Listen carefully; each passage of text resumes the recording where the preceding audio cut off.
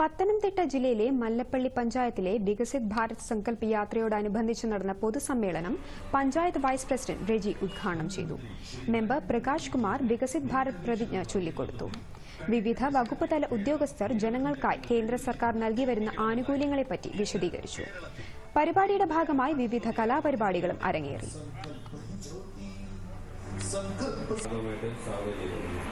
നമുക്കറിയാം 2047 ഓഗസ്റ്റ് 15 ആകുമ്പോൾ ഇന്ത്യക്ക് സ്വാതന്ത്ര്യം ലഭിച്ചിട്ട് 100 വർഷം തികയുകയാണ്.